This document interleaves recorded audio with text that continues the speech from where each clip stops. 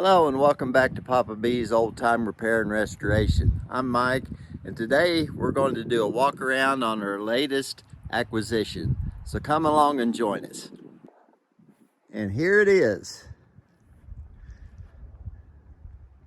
This is a 1936 John Deere Model DI. And we picked this tractor up from a good friend of mine here a couple of weeks ago. And I thought we would do a walk around and show you the good and the bad and even maybe a little bit of the ugly of what we've got to work with. So we'll start here on the pulley side of the tractor, and as you can see, there is a lot of yellow paint showing. Of course, DIs, when they left the factory at John Deere, were painted yellow. And by and large, there is a lot of yellow paint that is showing through on this tractor still. At one time, this tractor was repainted green, and don't know when that happened, but it is wore off, and it's sure enough showing some of the original color. So we'll start on this side of the tractor. The tractor itself is about 80 to 90% complete. As you can see, that is an aftermarket air cleaner stack because it's made to have some type of a glass jar, which I don't believe anything from Deere ever came with a glass jar on the stack. So still up in the air what we're going to do about this. It's certainly not a deal breaker if we leave it on there. In fact, it might make for a good little conversation piece there. But as we go down, let's start at the bottom. As you can see, the tires aren't anything to be desired. But here we do have what I believe to be an original wheel. But it is a bit rough. It looks like this rim has sat down in the dirt for a good long time. The spokes right there are pretty rough. I do know that those rims are able to be repaired or re-rimmed. So we're still undecided on what we're going to do as far as that goes. But other than that, on the front, we do have the original grille screen with the remnants of the curtain still in there. The screen is pushed back a little bit, but I do think that that is repairable. We come along further and we see that there is a V-belt pulley added to the end of the belt pulley to run the generator that has been mounted on the platform ahead of the fender. Now, I don't believe that to be a Deere piece. I think that was added on by somebody. Now, could it have been added on while it was in use as an industrial tractor? Possibly so. As you can see, we do have the remains of a headlight on this fender, and if you look across to the other fender, one over there too. So at some point, headlights were added to this. They don't look like any headlights that I have seen in any pictures of DIs that I have found on the internet. So a lot of them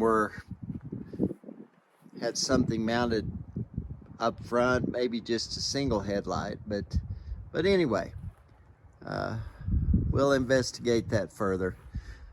But other than that, we seem to be pretty well intact.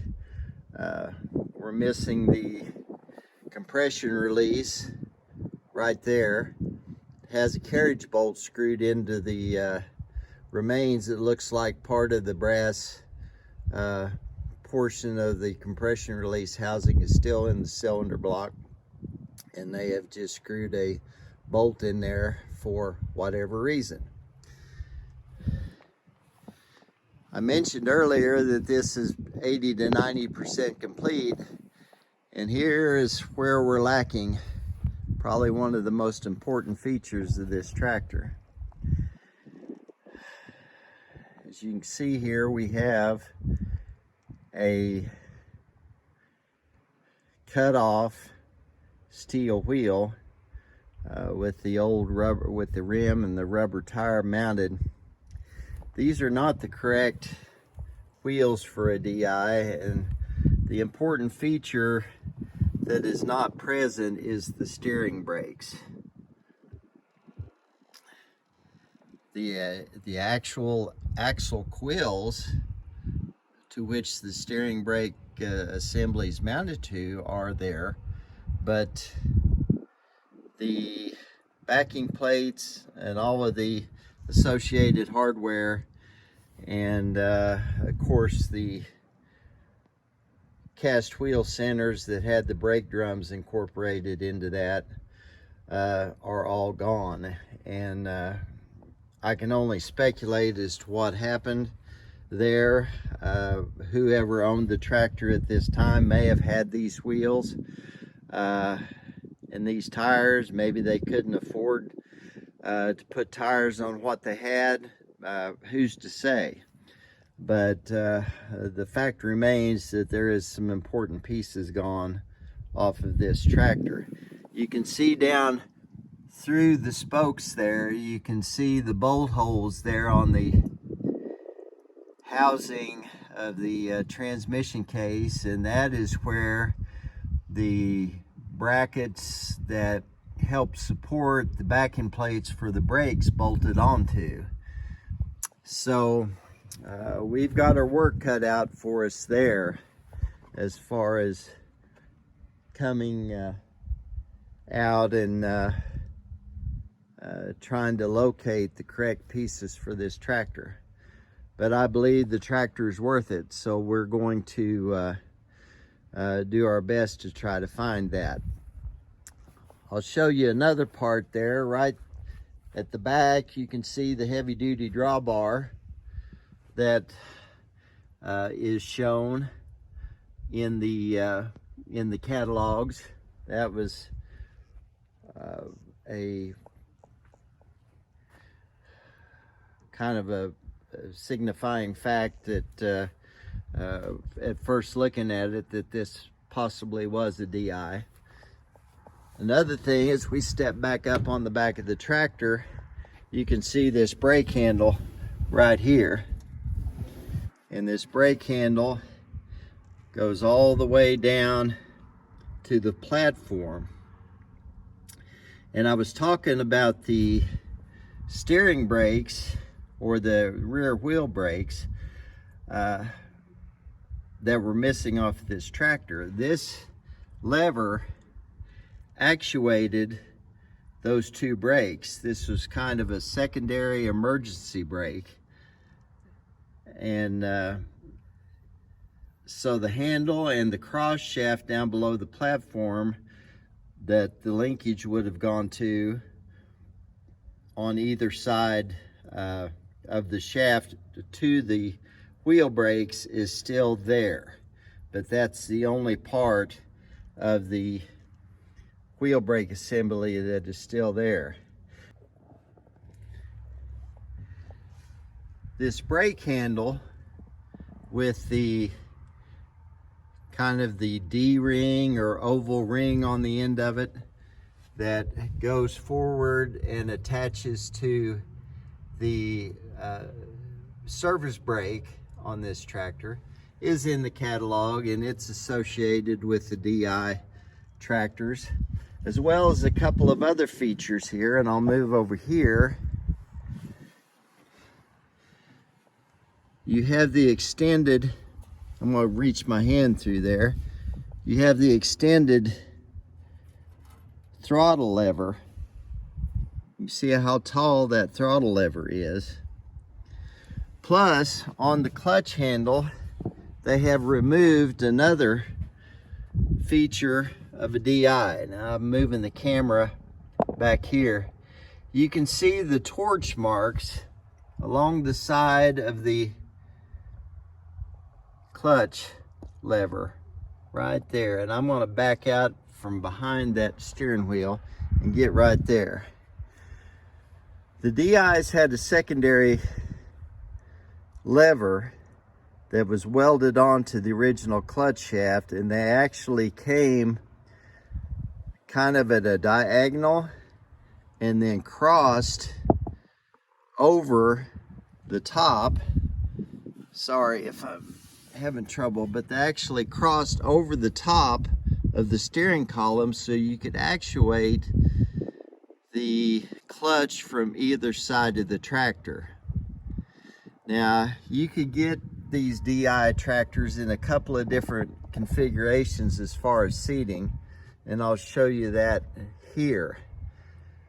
Now, this seat right here is not the correct seat for a DI.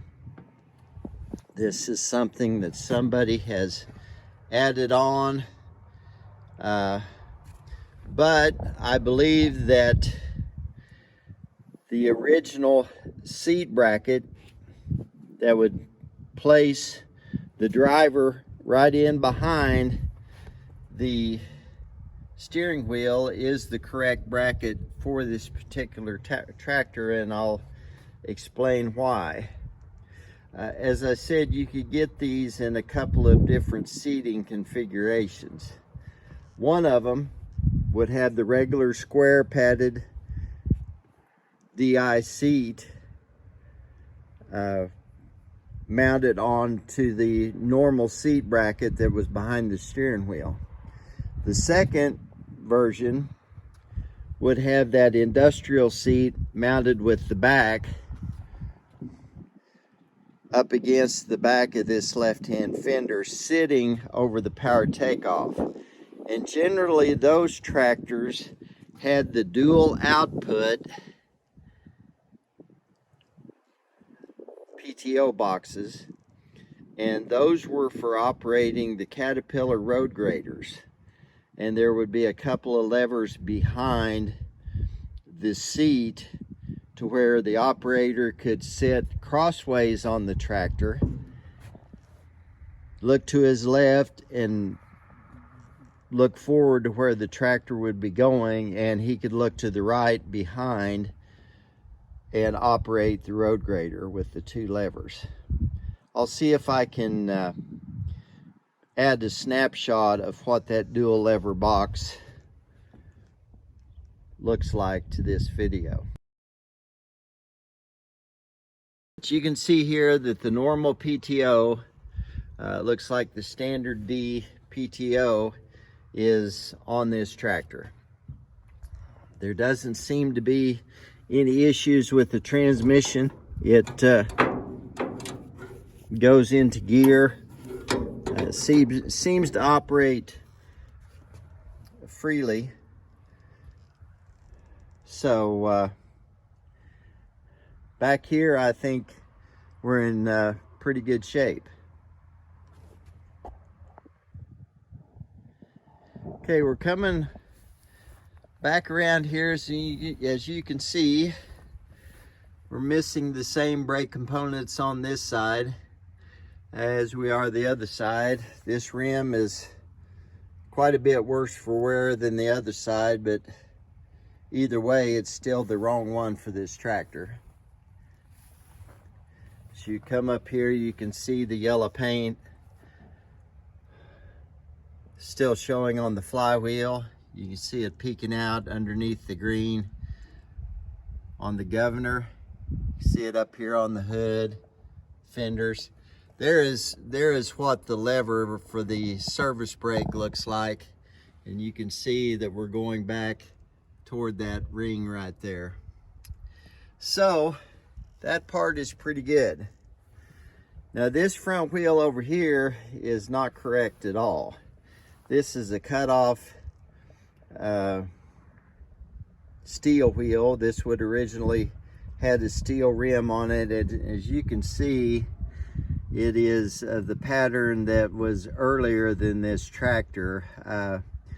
I've got a 33 or 34D on the south side of the shop that has this very hub on there on steel wheels. So this one is not right. So actually we're on the hunt probably for an entirely new or correct set of wheels, I guess, is what we would say. Now the engine is stuck. It's stuck hard. There's no doubt about it. And when I got it, I put this can right here over that. The can that was on it, the only thing that was left was the rim of the can. The end of the can lid was totally gone. So consequently, the exhaust does not look very good. And I haven't done anything. I have pulled the spark plugs out of it, and but I haven't done anything as far as starting it to soak or anything at all. So anyway, there's some more yellow paint right down there on the front axle, down below on the bottom of the radiator.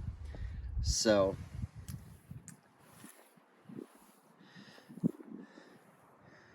that's how she lays. I failed to mention, as we were talking about all the different features that were traits of a DI, that the previous owner of this tractor did his due diligence, and he contacted Deere Archives, and they did authenticate this tractor as a DI. So I was glad to be able to get that letter along with the tractor. I think that's very important to document the history of this machine.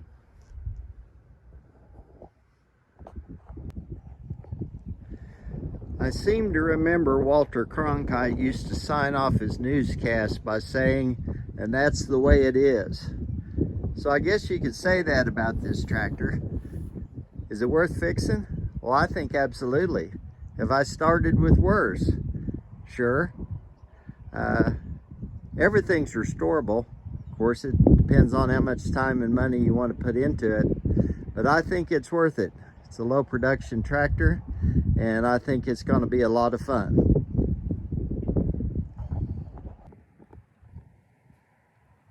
So thanks a lot for coming on this walk around of the 1936 John Deere DI.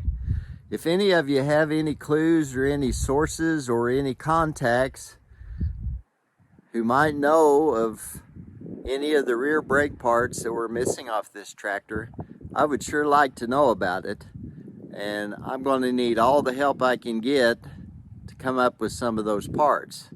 So if you got any ideas, please feel free to post down in the comments, and I sure would appreciate it. Keep following along with this project. I don't know exactly when we'll get it in the shop to get started on it, but I'll bring you back when we do.